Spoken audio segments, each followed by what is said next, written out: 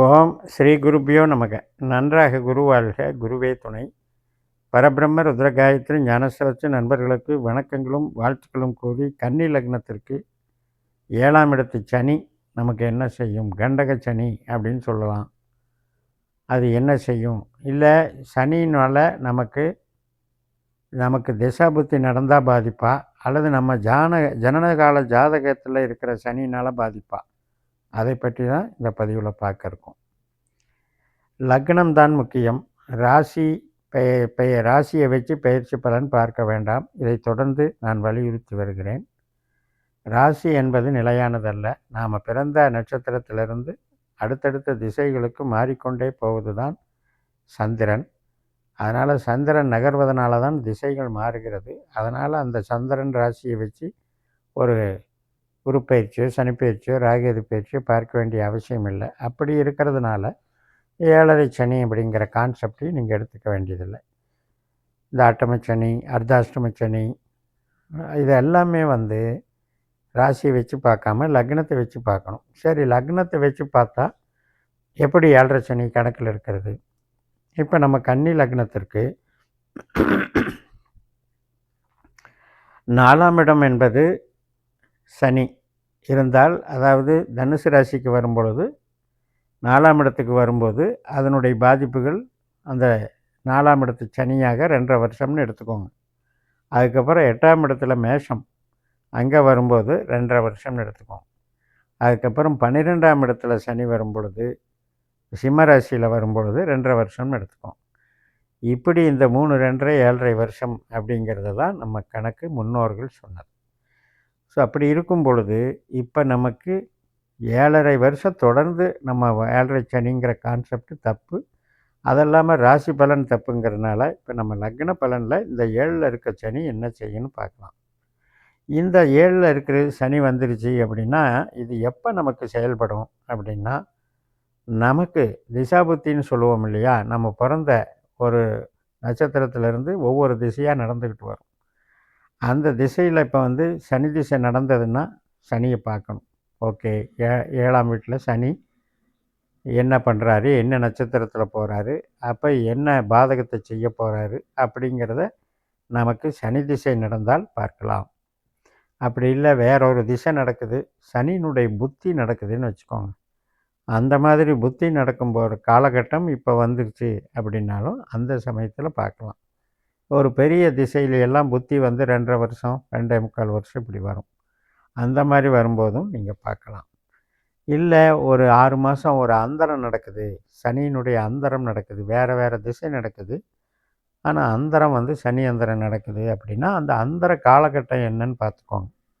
ஒரு 6 மாதம்னா அந்த starting பீரியட்லேருந்து ending பீரியடுக்குள்ளே இந்த சனியினுடைய தாக்கம் நமக்கு என்ன பண்ணணும்னு பார்க்கலாம். அதுக்கும் அடுத்தபடியாக சூட்சுமம்னு இருக்குது. இப்போ ஒரு 10 நாள் 15 நாள் தான் பிரிவு சூட்சுமங்கிறது. அப்படி வரக்கூடிய சூட்சுமம் இருந்தால் மட்டும் அந்த குறுகிய காலகட்டத்தில் மட்டும் அந்த சனி வேலை செய்யுங்கிறதை நீங்கள் பார்த்துக்கலாம். அப்போ ஆக மொத்தம் திசை புத்தி அந்தர சூட்சுமம் நடந்தால் நமக்கு இப்போ 7ல் இருக்கிற சனி என்ன பண்ணுதுங்கிறதுக்கு பார்க்குறதுக்கு ஒரு பிரயோஜனம் உண்டு. அதுதான் உண்மையாக நிகழ்வாக நடக்கும். இந்த எதுவுமே நமக்கு வரல, சனி திசை புத்தி அந்தரம் சூட்சுமம் எதுவுமே நடக்கலை அப்படின்னா, ஆனால் நான் கஷ்டப்பட்டுட்ருக்கேன், எனக்கு நெகட்டிவான சில பிரச்சனைகள் வந்துக்கிட்டு இருக்கு அப்படின்னா, அது உங்களுடைய நடக்கக்கூடிய திசாபுத்திகளில் பாவங்கள் 8ஆம் பாவம் 12ஆம் பாவங்கள் தொடர்பு பெற்று நடப்பதனால வருதுன்னு புரிஞ்சுக்கோங்க. ஜோதிடத்தில் கிரகங்களை விட பாவங்களுக்கு தான் முக்கியத்துவம் அதிகம். அப்போ இந்த 8ஆம் பாவம் 12ஆம் பாவம் உங்களுக்கு நடந்தால் தான் கஷ்டப்படுவீங்கிறது பொது விதி. இந்த கிரகம்னே இல்லை, அது என்ன திசா புத்தி 8, 12 தொடர்பு இருந்தாலும் அந்த காலகட்டம் நமக்கு மைனஸ் தான். அப்போ அந்த பீரியடை பார்த்துக்கிட்டு வேணால் நீங்கள் முடிவு பண்ணிக்கலாம். இப்போ சனிக்கு வருவோம். இல்லைங்க எனக்கு சனி புத்தி நடக்குது, சனி திசை நடக்குது, சனி அந்தரம் நடக்குதுன்னு வச்சுக்கோங்க. இப்போ இந்த சனி என்ன பண்ணும் அப்படின்னா, 7ஆம் இடம் என்பது என்ன? சமூகம். நம்ம டெய்லி பார்க்கக்கூடிய நபர்கள், நம்ம என்னெல்லாம் முயற்சி டெய்லி எடுக்கிறோம் அந்த முயற்சிகள். அதே போல் நமக்குன்னு ஒரு காம்படிஷன் இருப்பாங்க இல்லையா, நம்ம ஒரு நம்மளையே எதிர்ப்பாக நினைக்கக்கூடிய ஒரு நபர் இருக்காங்கன்னா அதுவும் 7ஆம் இடம் தான். ஸோ அப்படிப்பட்ட இடத்துல வரும்போது ஒரு திருஷ்டி அப்படிங்கிற மாதிரி வேலை செய்யும். அதாவது போட்டி, பொறாமை, நம்மளுடைய ஒரு வளர்ச்சியோ திறமையோ சகிக்க முடியாமல் அவர்கள் நம்ம மேலே ஆதங்கப்படுவது, வேறு ஏதாவது சூழ்ச்சி வலைகளில் நம்மளை சிக்க வைக்கலாமான்னு யோசிக்கிறது, இது மாதிரி நிகழ்வுகள் தான் அந்த கண்டக சனி பண்ணும். ஒரு சில நபர்களுக்கு கணவன் மனைவி உறவில் பாதிப்புகள் ஏற்படும். ஏனென்றால் 7ஆம் இடம் மனைவியை குறிக்கும். இப்போ அந்த இடத்துல எப்படி வேலை செய்யும்? நம்ம ஜன ஜாதகத்தில் சனி 7ஆம் பாவத்திற்கு எதிரான பாவமான 6ஆம் பாவமோ 12ஆம் பாவமோ 4ஆம் பாவமோ 10ஆம் பாவமோ இது மாதிரியான தொடர்புகள் வச்சுருந்தால் இந்த டைமில் உறவுகளில் பாதிப்பு ஏற்படும். இடைஞ்சல், ஈகோ கிளாஷ் ஆகிறது, நீ பெருசா நான் பெருசான்னு ஆர்கியூ பண்ணுறது, இல்லை நாம் அதிருப்தியை வெளிப்படுத்துறது, சேர்ந்து வாழ முடியாது அப்படின்னு அதிருப்தி வெளிப்படுறது, இதெல்லாம் இந்த சனி செய்கிற வேலை. இல்லை நம்ம ஜன்ம ஜாதகத்தில் 3ஆம் இடம் 7ஆம் இடம் 11ஆம் இடம் 5ஆம் இடம் 9ஆம் இடம் இந்த பாவ தொடர்புகள் இதெல்லாம் சுபத்துவமான பாவங்கள்.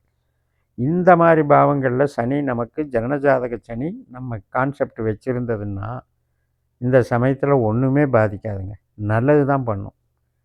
இந்த சனி 7ல் வந்துட்டதுனால ஒன்றும் பாதிக்காது. சில காரியங்கள் நம்ம தாமதமாக நடக்கும். இப்போ சனினாலே ஸ்லோன்னு அர்த்தம். அப்போ 7ஆம் இடத்துல இருக்கிற சனி ஒரு மந்த போக்கை கொடுக்கும். கணவன் மனைவி உறவில் ஒரு சலிப்பை கொடுக்கும். நிதான போக்கு அப்படின்றது பெருசாக ஒன்றும் பாதிச்சிடாது. இந்த ஒற்றைப்படை பாவங்களை சனி நம்ம ஜனனஜாதத்தில் வச்சுருந்தா இந்த பாதிப்பே கிடையாது. மாறாக நம்ம ஜனனஜாதத்தில் 8ஆம் பாவம் 12ஆம் பாவம் ஆதிக்கம் சனி பெற்றிருந்தால் அப்போ இந்த 7ஆம் இடத்துல இருக்கிற சனி அல்லது நம்ம சந்திக்கிற நபர், நம்மளுடைய எதிராளி, நம்மளுடைய லைஃப் பார்ட்னர், நம்மளுடைய பிஸ்னஸ் பார்ட்னர், நம்மளுடைய 2வது குழந்தை, இந்த கட்டங்களில் இந்த நபர்களில் எந்த விதத்திலையாவது நம்மளுக்கு துன்பத்தை அனுபவிப்பதற்கு இந்த 8-12 இயக்கி வேலை செய்வாங்கன்னு புரிஞ்சுக்கோங்க.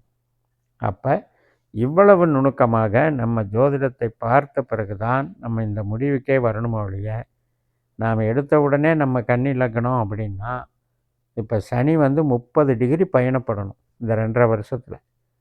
நம்ம லக்னமும் 30 டிகிரி இருக்குது. இப்போ நம்ம லக்னம் 1வது டிகிரியிலிருந்து 30வது டிகிரிக்குள்ளே ஏதோ ஒரு டிகிரியில் நம்ம பிறந்திருப்போம். அந்த டிகிரிக்கு நேராக சனி வரக்கூடிய டைமு தான் கரெக்டாக 7ல் வருதுன்னு அர்த்தம். அப்படி வராதப்ப அது இன்னும் நம்ம அந்த 7ஆம் இடத்தை தொடலைன்னு அர்த்தம். இல்லை அந்த 7ஆம் புள்ளியை தாண்டி சில பேருக்கு போய்கிட்டு இருக்குன்னு வைங்க, அதனால் ஒன்றும் பாதிப்பு கிடையாது. 7ஆம் இடம் புள்ளிங்கிறது ஒரு பாதம். இப்போ உதாரணத்துக்கு 7ஆம் பாவ புள்ளி கன்னி லக்னக்காரர்களுக்கு உத்திரட்டாதி 3ஆம் பாதம் வருதுன்னு வைங்க, அந்த 3ஆம் பாதத்தில் சனி கிராஸ் பண்ணுற டைமு வரைக்கும் தான், கிட்டத்தட்ட ஒரு 3-4 மாதம் இருக்கும். அந்த டைம் வரைக்கும் தான் அந்த 7னுடைய சனியினுடைய தாக்கத்தை கொடுக்குமோ ஒழிய, அந்த பாவத்தை பாதிக்குமோ ஒழிய, அது மாறின பிறகு கண்டிப்பாக பாதிக்காது. இந்த விழிப்புணர்வுக்காகத்தான் இந்த பதிவு என்று சொல்லி நிறைவு செய்கிறேன். இந்த சேனலை சப்ஸ்கிரைப் பண்ணி ஷேர் பண்ணுங்கள். உங்கள் தனிப்பட்ட ஜாதக பலாபலன்களை என்னுடைய வாட்ஸ்அப் நம்பரில் தொடர்பு கொண்டு பலன் பெறுங்கள். உங்களிடமிருந்து விடைபெறுகிறேன். உங்கள் JMS. நன்றி, வணக்கம்.